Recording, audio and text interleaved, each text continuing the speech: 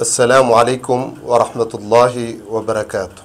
الحمد لله والصلاة والسلام على رسول الله محمد بن عبد الله القائم بحقوق الله ما ضاقت إلا فرجه الله وعلى آله وصحبه ومن والاه. أما بعد، اللهم صل وسلم على سيدنا محمد طب القلوب ودوائها وعافية الأبدان وشفائها ونور الأبصار وضيائها وقوت الأرواح وغذائها، صلى الله عليه وسلم تسليما كثيرا. أما بعد، baada kumshukuru Mola Subhanahu wa Ta'ala jalla jalalu, ambaye ndiye afaa kushukuriwa kutuwezesha tena na kutupa uhai na kutupa nguvu na kutupa siha na kutupa uwezo wa kuweza kurudi tena kuendeleza kipindi chetu cha fiqhi, kitabu cha Risalatul Jamia, na tulikoma katika masala ya hija na tukamaliza sunanul hajj, na leo inshallah taala tuko katika kismu ambacho cha tazkia wal akhlaq. Tuko katika kigawanyo cha masala ya tasawuf na akhlaq. Tumetoka katika masala ya sharia ya fiqhi, sasa tuingia katika masala ya tasawuf na vipi utatengeza tabia yako. Jambo la kwanza katika mwenye kitabu aliyoelezea katika masala ya tazkia na akhlaq ni maasul qalbi, ni maasiya ya moyo. Akasema katika kuelezea heading yake, unwani ya mada ya tazkia ambayo aliyoelezea katika Risalatul Jamia, mlango wenyewe akisema wa hifdhul qalbi, na kuhifadhi moyo, min al-maasi, na kutokamana na maasiya, wajibun, ni lazima. Wa hifdhul qalbi, na kuhifadhi moyo, min al-maasi, kutokamana na maasiya ambayo ni yafungamana na moyo, wajibun, ni lazima. Mwenye kitabu akaendelea akituambia wa hifdhul qalbi, kuhifadhi moyo au na kuhifadhi moyo, min al-maasi, ni miongoni mwa maasiya, yani katika miongoni mwa hifdhul qalbi min al-maasi, kutokamana na maasiya, wajibu, ni lazima. Yani wewe kuhifadhi moyo wako kutokamana na maasiya ni ulazima kwako wewe, si masala ya sunna wala masala ya mubaha. Ala kulli muslimin, juu ya kila muislamu, wakadha hifdhul a'dha'i as-sab'a, na vile vile baada ya kuwa wewe ni wajibu kwako wewe kuhifadhi moyo wako kutokamana na maasiya, na vile vile kuhifadhi viungo vyako saba, fardhu ainin ala kulli muslim, ni faradhi ya lazima juu ya kila muislamu. Na viungo saba kama namna mwenye sherehe aliyotuelezea akituambia a'dha'u saba, viungo saba. Cha kwanza al-lisan, lazima wewe mwanadamu ukitaka kuepukana na maasiya ya moyo ni uhifadhi ulimi wako, usizungumze maneno ambayo yasokuwa. Ndio Mtume sallallahu alaihi wasallam akwambia, ikiwa huna cha kuzungumza basi kunyamaza ni bora zaidi kuliko kuzungumza, kwa sababu utazungumza mambo ambayo yatakutia kwenye madhambi na yatakutia katika maasi. Na ulimi ndio ulosababisha wengi waweze kupotea na kuweza kuuliwa na kuweza kuteta na kuweza kufarakanisha kutokamana na ulimi. Na ndio utaona hata katika fitna ambazo zatokea katika maisha ya wanadamu huchangiwa na ulimi wa mwanadamu. Wakati zamani watu wawili wanaopendana, wanaosikilizana, wanaungana, wanaosaidiana, lakini mwanadamu kama yule akatumia ulimi, akamuingia mmoja baada mmoja, akawatia sumu ya fitna, wakaweza kuteta kwa sababu ya ulimi. Kwa hivyo ulimi ni kiungo ambacho hakina mfupa, na utaona ulimi kuteleza kwake hauwezi kurudi, kwa sababu hauna mfupa. Ni kwa sababu ndio Sayyidina Abu Bakar as-Siddiq radhiallahu anhu akionekana akitia kijiwe kwenye ulimi wake kwa sababu ya kutahadhari kabla hayajaongea ama kabla hayazungumza ni kitu gani ambacho atakizungumza. Kwa hivyo katika a'dha'u saba, katika viungo saba, cha kwanza ni al-lisan, cha pili wal-udhunu, na sikio. Sikio ni katika kiungo ambacho chenye kusikiliza maneno mazuri na maneno mabaya. Tuko katika masala ya maasiya, ni sikio lako ambalo ulonalo Mwenyezi Mungu Subhanahu wa Ta'ala alokupatia la kulia na la kushoto, wasikiliza maneno gani? Wengi wetu tusikiliza maneno ya upuzi, wengi wetu tusikiliza maneno kusengenya, wengi wetu tusikiliza maneno ambayo yasomridhisha Mwenyezi Mungu Subhanahu wa Ta'ala.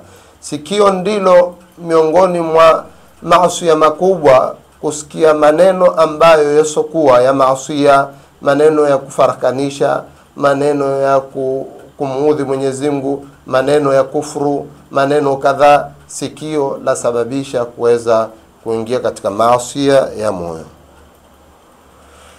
Wal ain, na jicho. Jicho huangalia. Kwa hivyo tahadhari, jicho lako laangalia kitu gani? Na ndio utaona siku ya kiyama utakwenda kuulizwa kutokamana na jicho lako liliangalia kitu gani. Kwa hivyo miongoni mwa mchango mkubwa wa maasiya ni viungo saba. Cha kwanza tukasema ni ulimi, cha pili ni sikio, na cha tatu tukasema ni jicho. Cha nne waliyadu, na mkono. Mkono ni kitu gani washika? Ni cha halali unachoshika? Je, wautumie mkono wako kwa kutoa yaliyo mazuri, ama watumie mkono wako kwa kupiga watu kabari, ama utumie mkono wako kwa kumwaga damu za watu? Kwa hivyo ni katika miongoni mwa maasiya. Mwisho ni warijulu, na mguu watembelea kwenda wapi katika safari zako. Ikiwa watembelea katika khairi umefaulu, lakini katika maasiya makubwa ni kuinua hatua zako ukaenda paka unapoenda kwa ajili ya kumuudhi na kumuasi Mola Subhanahu wa Ta'ala. Hani katika miongoni mwa maasiya. Vile vile katika miongoni mwa maasiya, famin al-maasi al-qalbi, katika miongoni mwa maasiya ya moyo, ashakku fillahi waliyadhu billahi min dhalik, ni kuwa na shaka na Mungu. Na hili ni jambo ambalo liko kwa jamii wengi ya Waislamu na wasio Waislamu, kuwa na shaka na Mungu. Ashakku fillahi, kuwa na shaka na Mungu. Mwenyezi Mungu amekuandikia riziki, wama min dabbatin fil ardi illa ala Allahi rizquha. Wewe badala ya kuwa uwe na yaqini na tawakkuli kwa Mwenyezi Mungu, kumtegemea kwamba atakuruzuku, ukapita mipaka mwanadamu, ukatoka katika mipaka ya Mwenyezi Mungu Subhanahu wa Ta'ala, na ukawa na shaka nitaruzukiwa ama siruzukiwi. Mbona Mwenyezi Mungu mimi hunipa tabu, wengine huwapa raha? Mbona mimi ambaye ninaoswali, ninaofunga, ninaosoma Qur'ani, maisha yangu ni magumu? Ukaona shaka na Mungu, labda kwamba Mwenyezi Mungu akuonea wewe, labda Mwenyezi Mungu akudhulumu wewe. Ashakku fillahi ni katika maasiya ya moyo.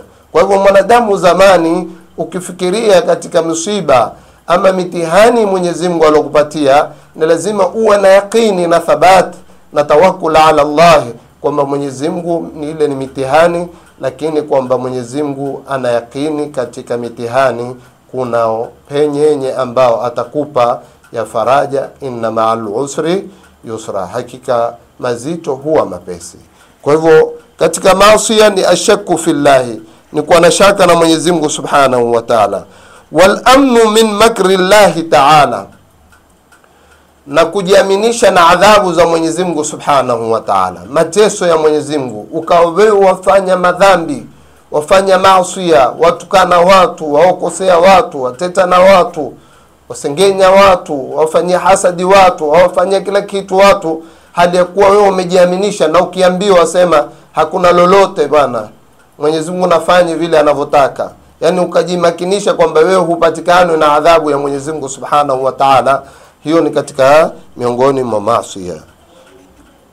Lengine, walqunutu min rahmatillah Ta'ala, ni kukata tamaa na rehema ya Mwenyezi Mungu Subhanahu wa Ta'ala. Mwenyezi Mungu amekupa nafasi, chansi ya kuwa ukikosea urudi kwa Mwenyezi Mungu Subhanahu wa Ta'ala. Ukiwa una matatizo, pengine umeoa hujazaa, urudi kwake yeye umuombe, ukithirisha kumuomba. Ikiwa pengine maisha yako ni magumu, uendelee kukithirisha kumuomba. Ikiwa una lolote katika maisha yako, uweze kukithirisha kumuomba, na wewe ukakata tamaa kwa Mwenyezi Mungu Subhanahu wa Ta'ala. Haya ni katika maasi makubwa ya moyo. Mwenyezi Mungu atuambia, la taqnatu min rahmatillah, inna Allaha yaghfiru dhunuba jamia, au kama qala, inna Allaha yaghfiru dhunuba jamia, au kama qala. Mwenyezi Mungu husamehe madhambi yote. Kwa hivyo ukikata tamaa utakuwa umetoka katika mipaka ya Mwenyezi Mungu Subhanahu wa Ta'ala. Kwa hivyo alqunutu min rahmatillah ni katika kutoka katika mipaka na kuingia katika maasiya, na utakuwa umepata hasira za Mwenyezi Mungu Subhanahu wa Ta'ala. Lengine, watakabbur ala ibadillahi Ta'ala, ni kuwa na takaburi, kibri juu ya waja wa Mwenyezi Mungu Subhanahu wa Ta'ala. Ukawa wewe katika miongoni mwa maisha yako ukawa ni mwenye kuwafanyia ujeuri, ukawa wewe wajiona wewe ndio ulioko juu, wewe ndio mheshimiwa, wewe ndio mwenye cheo, wewe ndio mwenye pesa, hakuna anakuingia, wewe ndio mwenye wadhifa. Atakabbur ala ibadillah, kuwa na takabur, kuwa na kibri, kuwadharau waja wa Mwenyezi Mungu Subhanahu wa Ta'ala. Na haya ni maasi ya moyo ambayo yako katika maisha yetu tutembea nayo. Mtu amepata mali kidogo tu tayari awadharau walioko chini. Mtu amepata wadhifa wa dunia tu tayari yeye amfungia mwenzake kioo.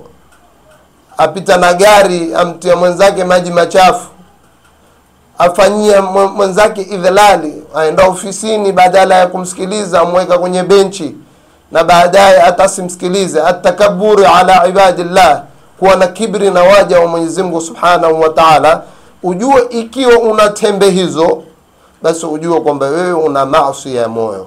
Jirekebishe kutokamana na maasi kama haya na uweze kurudi kwa Mola Subhanahu wa Ta'ala. Wa min atakabburi ala ibadillah, na katika miongoni mwa kuwa na kibri na waja wa Mwenyezi Mungu ni batrul haq, ni kukata haki, wa ghamdun nas, na kudharau watu. Wewe umekosea katika maisha yako, akatoka mtu akakurakibisha kutokamana na lile kosa ulolikosea, ukawa na kibri kwamba kwa nini huyu anirakibishe mimi, ukadharau waja wa Mwenyezi Mungu kutokamana na ile haki ambayo walokulekeza kutokamana na lile kosa lako, ukashika lile kosa, na ukawa badala ya kumshukuru yule alokurakibisha, ukawa wewe waendelea kusambaza ubatili na uovu kutokamana na kurakibishwa na mja wa Mwenyezi Mungu kutokamana lile kosa ulilofanya. Kwa hivyo utambue kwamba utakapokuwa una sifa hii ya kuwa haki wewe waipinga, wadharau wenye kukulekeza katika haki, basi wewe uko katika maasi ya moyo. Miongoni mwa hayo mambo ambayo tuliyataja, wataka ujirakibishe na urudi nyuma kabla hujaondoka katika dunia, kwa sababu haya yatakwenda kukuondoshea amali zako siku ya kiyama na uwe ni habaa manthura. Tumuombe Mwenyezi Mungu Subhanahu wa Ta'ala kutokamana na haya tuliyoyataja na kutokamana na kitabu hichi cha Risalatul Jamia. Kwa leo tukome hapa. Mwenyezi Mungu atujalie minal ladhina yastami'una alqawla wayattabi'una ahsana. Allahumma arina alhaqqa haqqan warzuqna ittiba'ahu wa arina albatila batila warzuqna ijtinaba. Wassalamu alaykum wa rahmatullahi wa barakatuh. As'adallahu awqatakum wa ila al-liqa.